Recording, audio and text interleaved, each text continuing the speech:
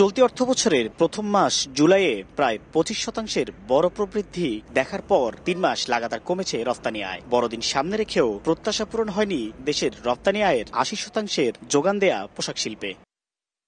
এই অবস্থায় বিশ্ববাজারে বাংলাদেশের ব্র্যান্ডিং পূর্বাঞ্চলে গ্লোবাল সোর্সিং এক্সপোর আয়োজন করেছে রফতানি উন্নয়ন ব্যুরো ইপিবি। সোমবার প্রদর্শনীর উদ্বোধনীতে রফতানিমুখী খাতের চাপে পড়ার কারণ হিসেবে রাজনৈতিক অস্থিরতাকে দায়ী করেন নিট পোশাক রফতানিকারকদের শীর্ষ সংগঠন বিকেএমই এর সভাপতি। তবে প্রশংসা করেন বন্দর ব্যবস্থাপনায় বিদেশিদের সঙ্গে চুক্তির।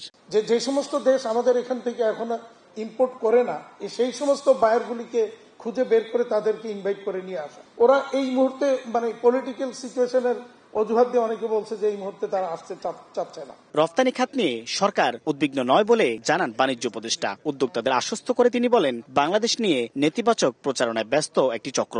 এর প্রভাব রফতানি খাতে পড়লেও এটি সাময়িক।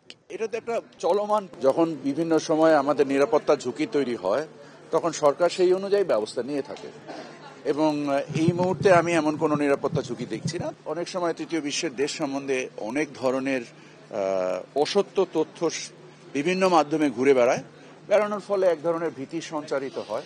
বাট আপনারা নিজেরাই জানেন যে আমাদের দেশের ঘোরাফেরাতে নিরাপত্তায় কোথাও তেমন কোনো ঘাটতি নাই। গ্লোবাল সোর্সিং এক্সপোতে তৈরি পোশাক, চামড়া ও চামড়াজাত পণ্য, পাটজাত পণ্য, কৃষি পণ্য, প্লাস্টিক ও কিচেন ওয়্যার, ওষুধ ও তথ্য প্রযুক্তি খাতের সক্ষমতা তুলে ধরছেন উদ্যোক্তারা।